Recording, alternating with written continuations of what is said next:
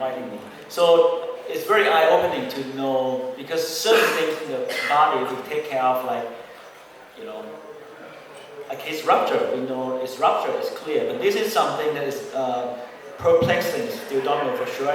My journey started in Bangkok, went to University of Iowa, I went to Amsterdam, went to Hong Kong for some training with Dr. Louis, and Dr. Louis here today. I also then practiced for 10 years at the University of Iowa. Now we are in Sioux City with a beautiful town and taking care of local sport teams.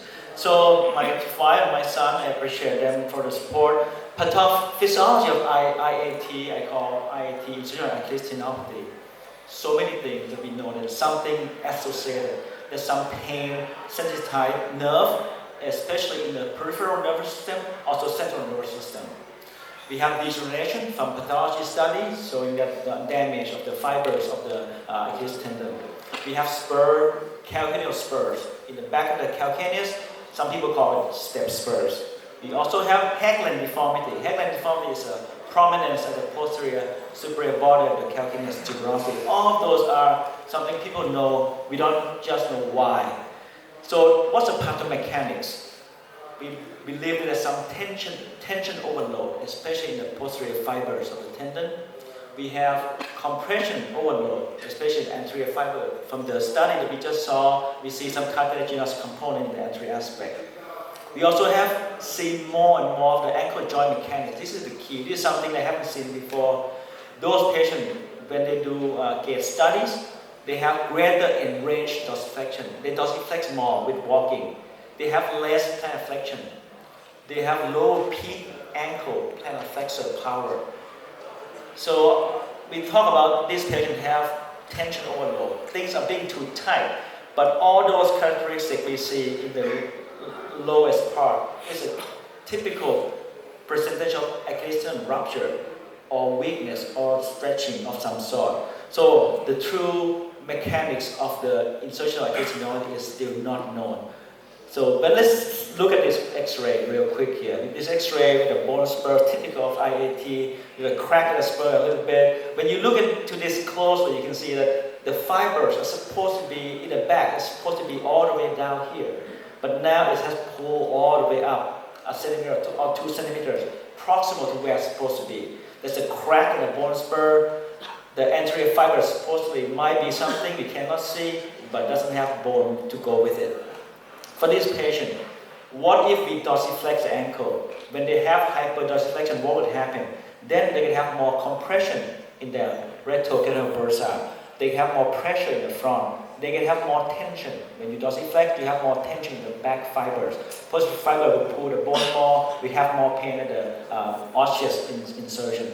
When we plantar flex, when the patient uses heel wedge to elevate the heel up, you have less pressure in the front, you have less tension in the back. That's why heel wedge or heel lift is a treatment, non-surgical treatment of choice for those patients.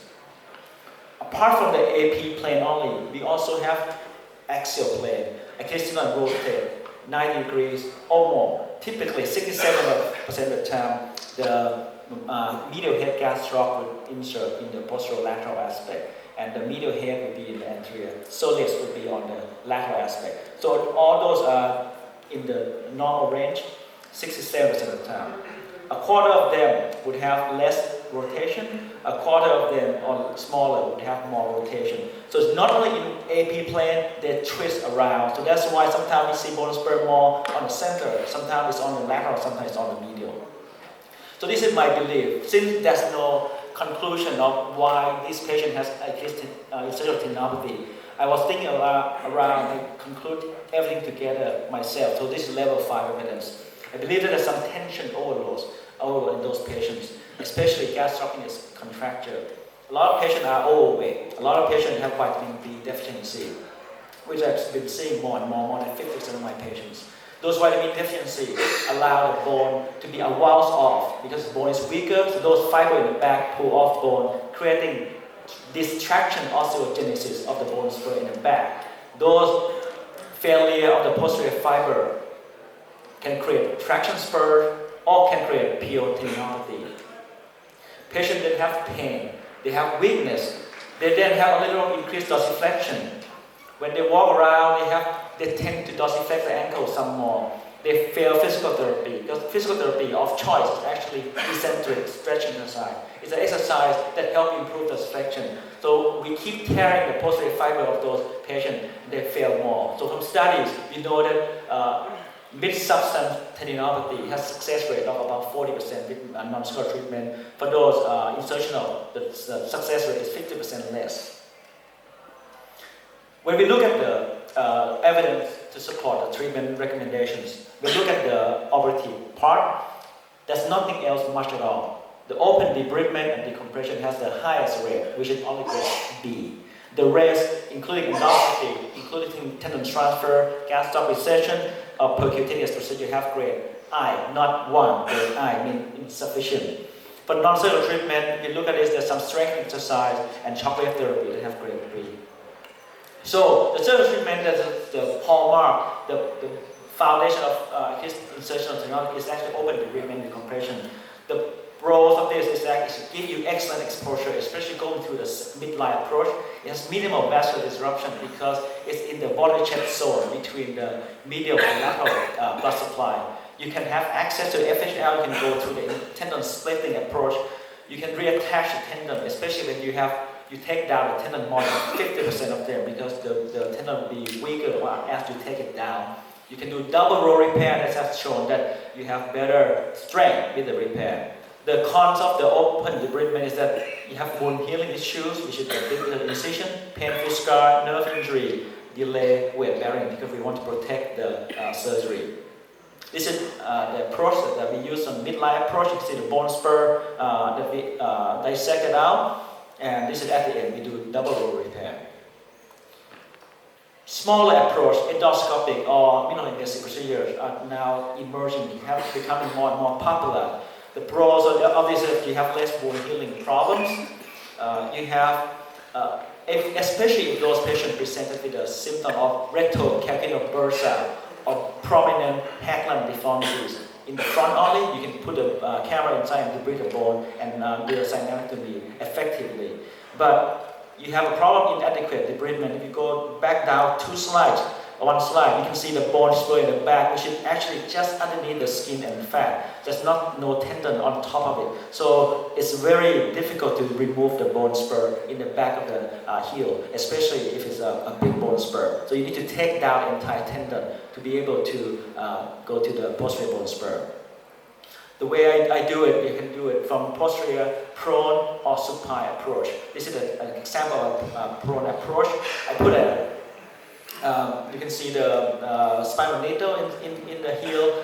This is just to make sure that it can have a rail. So when you go in with the camera, this sounds like a simple surgery to put a camera inside some part and debride it out, but this is probably the most difficult procedure in the foot and ankle, in my opinion. It's very limited. You go in, the room is small, so to make sure they have a perfect post-op X-ray, I use spiral needle or KY to be a rail, so you can do an adequate debridement to make sure we go all the way to the distal insertion. This is a picture of the debridement. You see the rail there. You should use bone arthroscopic burr, and you make sure that you not only remove the bone up top, you need to make sure that the bone borders on the medial lateral borders are also debrided, so that there's no prominence and causing symptoms for those patients. There's some more different techniques you can approach, like we talk about insertion Achilles tendinopathy, like the calcaneus, to be a little bit more in plantar flexion. So a different technique is to do a dorsal closing wedge, calcaneal osteotomy. On the left side, see some grease that they did this series in athletes. Remove the bone spur at the proximal aspect of the tuberosity, cut the bone with open approach, fix it with screw or staples, and let the patient get back to sports. This is a modification. This is the minimally invasive Dr. Liu described using small portals to do the same purpose. This is something that is emerging. We need more evidence to support the use. FHL tendon transfer. The pro is that it can actually replace severe degeneration. It actually can improve ankle plantar flexion strength. The only thing that improved, because in a study by Hunt, level 1 study comparing two groups, group with FHL transfer has better strength, For the rest of the outcome, it's about the same. The cons that you might have great toe weakness. Patient might, usually they don't complain about great toe weakness, but if you do a severe test on those with a device, they're going to show that there's some weakness. People can have tibial nerve injury because of dissection behind the ankle, so you should watch out for that. This is a short harvest of the FHL tendon. Go prostrate approach, you see the tendon, fix it with a different screw. Gastroc recession. The pro is that it gives you excellent pain relief, shorter recovery time. Especially if the patient has equinox contracture, this is a simple low demand patient that actually can get better. The con is that you are already weak in ankle plantar flexion, you make it weaker, especially in power and endurance. For the gastroc recession, you can do it with silver scale up top, Bowman in the mid substance. You can do it as Strayer or Valpias, or you can do endoscopic, the way I prefer. So my preferred surgical treatment is to combine for the gastroc recession, conservative calculated exhaustectomy, Achilles tendon reattachment and advancement, and also FHL transfer. Those are the typical patients, but there's some smaller group that have athletic esteem. They want to do sports. I try to avoid surgery for those. If you can do endoscopic debridement, I will do so. Dorsal wedge osteotomy is promising. We need more studies to support the recommendation. Thank you.